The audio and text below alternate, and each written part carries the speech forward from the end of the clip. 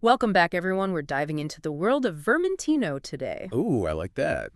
It's a wine that I think a lot of people are curious about, Mm. and you were nice enough to send over some excerpts from a book about this very topic, and Absolutely. Yeah, I was so excited when I saw this book. I was yeah, like, oh, this is going to be perfect to really, yeah, kind of get into the weeds a little bit. yeah, get into the weeds and help everyone sound really smart at their Exactly. next wine tasting. Right, exactly. Yeah. Let's unlock these Vermentino secrets together. Yeah, so Vermentino, where do we even begin, I guess? Well, I think a great place to start is the origin story Okay. because it's a bit of a mystery. Yeah, the book even mentioned that, like, no one's quite sure where it's from. Right. Like, maybe Spain? Yeah, there's a thought that it could be related to a Spanish grape Okay. called Malvasia de Sitges. Okay. But then there's also this Italian connection Yeah. potentially tied to Liguria. So it's really fascinating that this grape, that's Yeah. so beloved and so popular, has this Mm. kind of shrouded history. Yeah, very mysterious. Yeah, But no matter where it's from, it seems like it really found a home in Sardinia and Corsica. absolutely. Yeah, those islands have really embraced Vermentino. Yeah. It's become like their signature grape. So what is it about those places that make it so happy? Well, I think you have to picture the environment, right? Mm-hmm. You got these beautiful Mediterranean islands, Okay. bathed in sunshine, Mm-hmm. warm temperatures. You have these coastal breezes of that maritime influence. So it's like it's getting the best of both worlds, In the some- sun and the sea. Yeah, and I mean, it's a hardy grape too. Okay. Good disease resistance, which is always a bonus, Yeah, for sure. especially if you're thinking about growing grapes. Yeah, so it's tough. Mm-hmm. But let's move on to the part that everyone really cares about. Yes. How does it taste? So the book paints this really vivid picture of the Vermentino tasting experience. Okay. It's like a burst of citrus, Oh, I like that. Think like juicy lemons, grapefruit. Mm. Then you get these layers of fresh green apple, pear, delicate white flowers, Ooh. almost like you're walking through a garden. Okay. Yeah. And then there's this hint of herbs, Huh. like rosemary or basil. Interesting. Okay. Yeah, And so what about the texture and the body? right. So Vermentino is known for its vibrant acidity, Okay. and that's what makes it so refreshing. It's got this like lively, zippy quality. Yeah. For people who are new to wine, we call that light to medium body, Okay. meaning it's not heavy or syrupy. Gotcha. It's got this crispness to it. Okay, so refreshing. Yeah, perfect for warm weather. I like it already. Yeah. But there's this interesting twist. Okay. Vermentino kind of has these like secret identities. Yes, it does. It's like Vermentino has this passport with stamps Okay. from all over the Mediterranean. Right. I'm intrigued. So in Provence, France, it's known as roll. Okay. And there it takes on a more herbal mineral character. Okay. Then you go to Piedmont, Italy, Mm-hmm. and it becomes Favorita, Okay. known for its sharp acidity and these like really delicate floral aromas. Huh. And then in Liguria, it transforms into Pigato. Oh, wow. And that one has this really intense citrus and herbal profile. That's amazing. Yeah, it's really cool. That it's the same grape, but it's like it has these regional accents. Exactly. That's a great way to put it. Yeah. And speaking of regions, I mean, the book emphasized how much Vermentino really reflects the place where it's grown. Yeah, that's the magic of terroir, right? Yeah. The way the soil, the climate, even local traditions all Yeah. shape the wine's personality. Yeah. And Vermentino is amazing at expressing those nuances. Yeah, like those Sardinian Vermentinos we were just talking about. Yeah. And they sounded so intense. Yeah, they're known for being very powerful, mineral-driven, and that's largely due to those unique granite-rich soils. Okay. The vines really have to struggle to find nutrients, Mm-hmm. and that struggle is what gives the wine its concentrated flavors and that distinct mineral character. The book specifically mentioned Vermentino di Sardegna DOC. Yeah, so DOC stands for Denominazione di Origine Controllata. Okay. It's essentially Italy's system for guaranteeing quality and authenticity. Gotcha. When you see that DOC on a bottle, Yeah. it's met certain standards Okay. and reflects those typical characteristics of the region. I like that. It's like a little seal of approval Yeah, exactly. that helps you kind of navigate the world of Italian wine. Mhm. But what about Liguria? How does Vermentino change there? Well, if Sardinia is all about power, Liguria is all about finesse. Okay. The coastal influence and those clay limestone soils Yeah. create this more elegant, lighter style. Okay. So instead of those intense mineral notes, you get these delicate floral aromas Mm-hmm. and a really refreshing salinity. It almost tastes like the sea. Wow, it's like a completely different expression of the same grape. It really is. And there's a specific DOC for Ligurian Vermentino too, right? Yeah, it's called Vermentino Riviera Ligure di Ponente DOC. All right, that's a mouthful. It is a bit of a tongue twister. And I'm going to try to remember that. Yeah, it's worth it if you're looking for that Ligurian I know, style, okay, but we can't forget about France. right?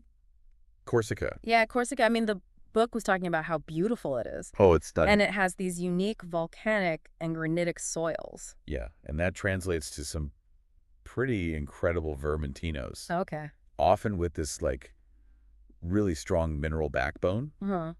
And one of the most prestigious denominations there is Patrimonio. Patrimonio. Yeah, known for producing some really remarkable wines. Okay, and then there's Provence. Yes. Yeah, Most people think of rosé when they think of Provence. totally. But the Vermentino, or roll, as it's called there, Yeah. can be really special. Yeah, the book made it sound like you get a totally different side of Provence. Absolutely. Yeah. Yeah, they produce these really elegant, refreshing white wines Mm-hmm. with that distinct Provençal twist. But Vermentino doesn't stop there. Oh, no, it's gone global. Right, the USA, Australia, Mhm. New Zealand, even Chile. Yeah, it's really remarkable how adaptable this grape is. Yeah, it's a real testament to its versatility, that it can thrive in so many different places. Mm-hmm. But it's not just about where it's grown, right? The book also talked about how many different styles of Vermentino there are. Yes, you're right. Like you have those like young and fresh styles that are perfect for summer. Right, those are your go-to wines for warm weather. Okay. They're bursting with citrus and floral notes, Mm-hmm. perfect for seafood, salads, Nice. Okay. anything light and summery. That sounds perfect. Yeah. But what if you're looking for something a little richer, a little more complex? Then you want to look for oak-aged Vermentino. So aging Vermentino in oak barrels really adds this whole other dimension to the wine. Okay. It gives it a creamier texture, and you start to get those richer flavors like ripe peach, apricot, Oh, interesting. maybe even hints of honey and vanilla. So it transforms it into a totally different thing. It really does, yeah. And those are good with heavier food then. Absolutely, yeah. Those pair well with creamy pasta dishes, roasted chicken, Okay. grilled vegetables, Okay. anything with a little bit more richness. Okay. I'm already blown away by its versatility. Yeah, it's pretty impressive. But then the book mentioned something that I never would have guessed. Dessert Vermentino. I know, right? It's not super common, Okay. but some producers actually create these luscious, sweet Vermentinos. Okay. They harvest the grapes later, Okay. so they have this higher sugar content, Gotcha. and they can be incredible with fruit desserts, blue cheese, Wow. even foie gras. There's more. Yes. The book talked about sparkling and semi-sparkling Vermentino. Yeah, you can actually find both. I had no idea. It's a fantastic way to experience those classic Vermentino aromas Yeah, with this added layer of refreshing effervescence. that sounds great. Yeah, they're perfect as aperitifs Mm-hmm. or with light appetizers. Okay, I'm officially convinced Vermentino has something for everyone. He really does. But with so many choices out there, how do we even begin to pick a bottle? Well, that's where those producer recommendations come in handy. Yeah, the book had a whole section on that. It did, and it highlights some real stars in the Vermentino world. I'm ready for some names. Okay, so let's start with Sardinia, Okay. because it's clearly a Vermentino haven. It does seem like the place to be for Vermentino. It does, yeah. Okay, so who should we be looking for? Well, one producer that really stands out is Capichera. Capichera. Yeah, they're known for making these incredibly elegant, mineral-driven Vermentinos Okay. that really capture the essence of that Sardinian terroir. I think I've heard of them. They make that iconic Capichera VT, right? That's the one. Okay. Yeah, it's considered a benchmark for Sardinian Vermentino. Right. And it's a perfect example of terroir-driven winemaking. Okay, what else? Another great producer is Sella and Mosca. Selamos. They're known for their fuller-bodied style with tropical fruit and honey notes. Okay. And the book mentioned their Sella and Mosca Vermentino di Sardegna as a classic choice. I'll have to check that out. Yeah, What about if you want to try a bunch of different styles? then you have to check out Argiolis. Argiolis. They have a really wide range of styles. Okay. Everything from crisp, fresh expressions to richer, oak-aged versions. So there's something for everyone. Absolutely. And their Costamolino Vermentino got a special mention for being really good value. Ooh, value's always good. It is. Okay, so we've got some great options from Italy, but what about France? All right. Right. Well, we have to start with a legend. Ooh, okay. Okay, Domaine Tempier. Domaine Tempier. Yeah, they're in Bandol. Okay. They're most famous for their rosé. But they also produce a very special roll. Remember, that's Vermentino's French name. Oh, right, right. And it's known for being really complex and structured. I read that it has this unique blend of red fruit, spice, and herbs. It does. It's quite unusual for a white wine. Yeah, very interesting. Hmm. What about if you like those really expressive, terroir-driven wines? Then you want to check out Chateau de Pibarnon. Okay. Their wines, including their Roll Rosé, Mm. are grown on schist soils, Okay. which give them this really distinct minerality and complexity. Okay, that sounds really interesting. Yeah, and there's also Clos Sabone. Close a bone. They're a historic producer, Okay. and they specialize in carbonic maceration for their rosés. What's carbonic maceration? So it's a technique where whole grapes are fermented Okay. in a carbon dioxide-rich environment, Okay. and it results in these really vibrant, fruit-forward wines. Wow, I've never even heard of that. Pretty cool, yeah. So their Roll Rosé is a good example of that. Yes, Okay, so we've got some great French producers to check out. we do. But remember how Vermentino's gone global? Oh, yeah, we can't forget about the rest of the world. What about some recommendations from other places? Okay, well, for a taste of California Vermentino, there's Ridge Vineyards. Vineyards. They're in Sonoma, Okay. and their Vermentino is known for its intense aromas and strong minerality. Okay. It really shows how well the grape can adapt to Californian terroir. And for Australia? For Australia, you want to try Yangar Estate Vineyard. Okay. They're in McLaren Vale, Mm-hmm. and their Vermentino really embodies that Australian sunshine. Nice. Yeah, it's a fuller-bodied style with these luscious tropical fruit flavors. Okay, and how about South America? Casa Marin in Chile's San Antonio Valley. Okay. They make a crisp, high-acid Vermentino with distinctive saline notes, Huh. and it really reflects the influence of the nearby Pacific Ocean. Wow, so even there it's reflecting the terroir. Absolutely. It's a beautiful expression of how Vermentino can capture the essence of a coastal region. It's amazing how this one grape can have so many different interpretations around the world. It really is. It really is like a chameleon Mhm. adapting to its environment and showcasing the unique characteristics of each place. Exactly. Okay, so we've covered a lot of ground. We have. We talked about Vermentino's history, its different expressions, and even some great producers. I'm ready for a glass of Vermentino now, Me too. after all this talking about it. Yeah, I'm getting thirsty. Me too. But there's one thing that keeps coming back to me, Okay. and that's this idea of Vermentino being like a chameleon. Right. Like it really reflects its environment. It's true. It's remarkable how it captures the essence of place. So I'm wondering if we can dig a little deeper into that. Absolutely. Like, is it really just about climate and soil, or are there other things that play a role That's a great question. in shaping its personality? Yeah, and you're right. Terroir is about more than just the physical environment. Okay. It's also about the human element. The traditions, the winemaking techniques, the philosophy of the people making the wine. Yeah, I hadn't really thought about that before. Yeah, and with Vermentino, you see this interplay between nature and human touch so beautifully. Can you give us an example of how that works in a specific region? Let's go back to Sardinia, Okay. our Vermentino superstar. It does seem to be the star of the show. Right. Okay. So remember those powerful mineral-driven wines? Yes, those were the ones that really stood out to me. Right. Well, a lot of that intensity comes from the granite-rich soils. Okay. But it's not just the soil, it's also the way Sardinian winemakers have traditionally approached Vermentino. What do you mean? Well, they've often opted for a minimalist approach in the winery. Okay. They let the grapes speak for themselves, Okay. so they might use native yeast for fermentation, Mm-hmm. age the wine in neutral oak or stainless steel, Okay. avoid too much intervention. So they're really trying to preserve the purity of the fruit and showcase that unique Sardinian terroir. Exactly. It's like a collaboration between nature and human intention. Yeah, I like that. The soil and climate provide the raw materials.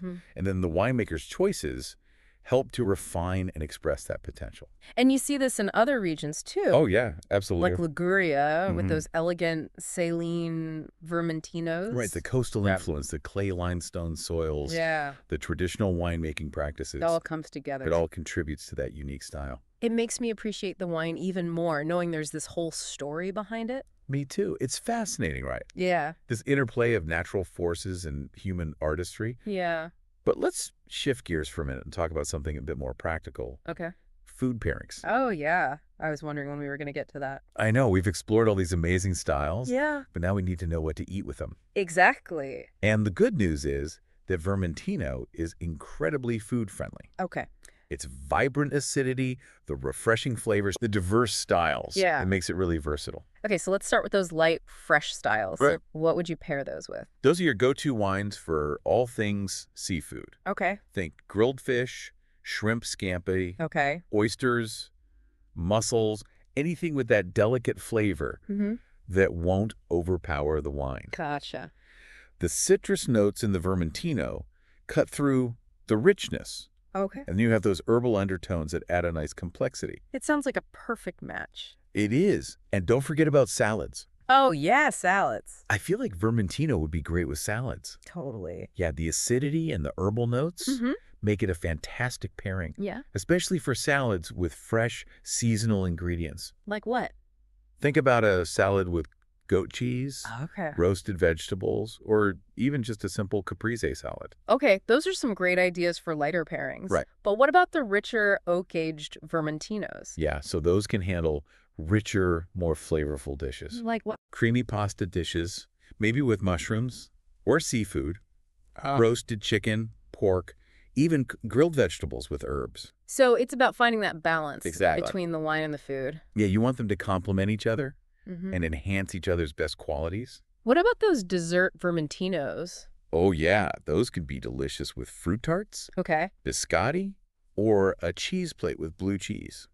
The book mentioned blue cheese being good with Vermentino. It is. It's all about contrast. Okay. So you have that salty, pungent flavor of the blue cheese. Yeah. And then it's balanced by the Vermentino's acidity and fruitiness. So just like they're playing off of each other. Exactly. It's like a dance of opposites that somehow works perfectly. It's like the wine and the cheese are having a I conversation. love that. Yeah. They're challenging each other Yeah. and bringing out the best in each other. That's a good reminder that food and wine pairing isn't about rules. It's not. It's about experimentation. Yeah. Finding what you enjoy, what works for you. It's about personal preference. Exactly. Yeah. And having fun with it. Speaking of fun, have you had any memorable moments with Vermentino? Ooh, let me think. Have you? Yeah, actually I have. Okay. I remember the first time I tried Vermentino, I was on vacation in Italy. Oh, how lovely. Yeah, it was a hot summer day, and I was sitting at this little cafe overlooking the Mediterranean. Sounds idyllic. It was. And I ordered a glass of Vermentino, Okay. not really knowing what to expect. Mm-hmm. That first sip was pure magic. Ah, It was so refreshing, yes. so vibrant, so perfect for that moment. I bet. And every time I have a sip of Vermentino, it takes me back to that moment. That's the power of wine, right? Yeah. It can evoke memories and emotions, Totally. transport us to different places and times. That's one of the reasons I love doing these deep dives. It's Right. not just about learning facts. Right. It's about sparking that curiosity Mm. and encouraging people to explore the world of wine with an open mind and a sense of adventure. Absolutely. Well said. Speaking of adventure, are you ready for the next chapter? Lead the way. All right, let's do it. Okay? Okay, so we've talked about how Vermentino reflects its environment. Right. That connection between the wine and the place where it's grown. Yeah, but I'm curious to hear more about that. Well. Like, is it really just the climate and the soil? Yeah, that's a good question. Or are there other factors that kind of shape its personality? Well, you're right. Terroir is about more than just the physical environment. It's Right. also about the human element, Okay. the traditions, Yeah. the winemaking techniques, even the philosophy of the people who are making the wine. I hadn't really thought about that before. Yeah, and with Vermentino, you see this interplay between nature and the human touch Yeah. so beautifully. Can you give me an example, like, how that actually plays out? Let's go back to Sardinia. Okay, back to Sardinia. Our Vermentino superstar. Yeah, it does seem to be the winner. Right. So remember those powerful mineral-driven wines we were talking about? Yeah, those were the ones that I was really drawn to. Right, so a lot of that intensity comes from those unique granite-rich soils. Okay.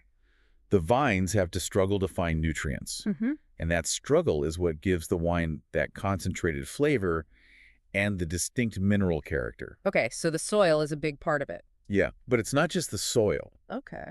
It's also the way that Sardinian winemakers have traditionally approached Vermentino. Oh, okay. What do you mean? Well, they've often opted for a minimalist approach Okay. in the winery. They Yeah. kind of let the grapes speak for themselves. So less is more. Exactly. Okay. They might use native yeasts for fermentation, Okay. age the wine in neutral oak or stainless steel. So they're not trying to add a lot of extra flavors? Right. They're trying to avoid too much intervention. Okay. The goal is to really preserve the purity of the fruit Oh, okay. and showcase that unique Sardinian terroir. It's like a partnership. It is, yeah. Between nature and human intention. Yeah, I like that. The soil and the climate are providing the raw materials, and then the winemaker's choices help to refine and express that potential. Exactly. Do you see that kind of dynamic in other regions? Oh, yeah, absolutely. Like Liguria. Yeah, think about Liguria with those elegant saline Vermentinos, Okay. the coastal influence, the clay limestone soils, the traditional winemaking practices. It all comes together. Yeah, it all contributes to that unique Ligurian style. It makes me appreciate the wine even more, Yeah, me too. knowing that there's this whole story behind it. It's fascinating. Yeah, this interplay of natural forces and human artistry. It is. Okay, so we've been talking about terroir, Yes. but I think it's time to talk about something a little more practical. Okay, I like it. Food pairings. Yes. Food pairings. Because we've talked about all these different styles of Vermentino, Right, we've explored all these amazing styles. but now I need to know what to eat with them. Okay, well, the good news is Vermentino is incredibly food-friendly. Good. The vibrant acidity, the refreshing flavors, the diverse styles. I mean, it's a really versatile pairing partner. Okay, so let's start with those lighter, fresher styles. Okay. What would you recommend with those? Those are your go-to wines for all things seafood. Okay, seafood. Think grilled fish, shrimp scampi, oysters, mussels, anything with a delicate flavor that won't overpower the wine. Gotcha. The citrus notes in the Vermentino cut through the richness of the seafood. Okay. And then you have those herbal undertones Yeah. that add a nice complexity. I feel like salads would be good too. Oh, salads are perfect. Yeah. Vermentino is fantastic with salads. Okay. Especially salads with those fresh seasonal ingredients. Like what? Think about a salad with goat cheese, Okay. some roasted vegetables, or even a simple caprese salad. Those all sound good. Right. Okay, so those are some good options for lighter pairings. But what about those richer oak-aged Vermentinos? Right, so those can handle richer, more flavorful dishes. Okay, like what? Think creamy pasta dishes, maybe with mushrooms or seafood, Okay. roasted chicken or pork, even grilled vegetables with herbs. So it's about finding a balance between the wine and the food. Exactly. You want them to complement each other? Yeah. Not clash. You want them to enhance each other's best qualities. What about those dessert Vermentinos? Oh, yeah, those could be delicious with fruit tarts, biscotti, Okay. or even a cheese plate with some blue cheese. Oh, the book mentioned blue cheese being good with Vermentino? It is. Okay. It's all about contrast. Okay. So you have the salty, pungent flavor of the blue cheese, and it's balanced by the Vermentino's acidity and fruitiness. So it's like they're playing off of each other. Exactly. It's like this dance of opposites that somehow works perfectly. Yeah, like the wine and the cheese are having a conversation, I love that analogy. challenging each other, Yeah. and bringing out the best in each other. Yeah, that's a really good way to put it. I think it's a good reminder that food and wine pairing isn't about following rules. It's not. It's more about experimentation Yeah. and just finding what you enjoy. It's about personal preference and having fun with it. Speaking of fun, do you have any memorable Vermentino moments? Let me think. What about you? Yeah, actually, I do. Okay, tell me. I remember the first time I had Vermentino. Okay. I was on vacation in Italy. Oh, nice. Yeah, it was a hot summer day. Okay. I was sitting at this little cafe overlooking the Mediterranean Sea. Sounds idyllic. It was, and I ordered a glass of Vermentino, not really knowing what to expect. Yeah. But that first sip, I mean, it was just magic. Oh, wow. It was so refreshing, Yeah. so vibrant, so perfect for the It moment. sounds like the perfect wine for that setting. It was. Okay. And now every time I taste Vermentino, Yeah. I'm transported back to that little cafe. That's the beauty of wine. It Yeah. has this power to evoke memories It does. and emotions. And transport us to different places. It's true. Yeah. And different times. That's one of the reasons I love doing these deep dives. You know, it's not just about learning the facts, it's about sparking that curiosity and encouraging people to explore wine with an open mind and a sense of adventure. I think that's a great way to approach it. Yeah, absolutely. So, are you ready for the next chapter in our Vermentino journey? I am. Lead the way. All right, let's do it. All right, so what's this next chapter all about? Well, you know, we've talked a lot about the what and the where of Vermentino. Yeah. You know, the flavors, the styles, the regions. But I think it's also fascinating to think about the why. The why. Yeah, like why is Vermentino having this moment? Okay, yeah, that's interesting. Why is it so popular right now? Yeah, I mean, it's delicious, but Right. there must be something else going on. Right, and I think it really taps into a few trends that we're seeing in the wine world. You know, for one, I think there's this growing appreciation for lighter-bodied wines. Yeah, okay. Refreshing wines that are really perfect for just casual sipping and pairing with a wider range of foods.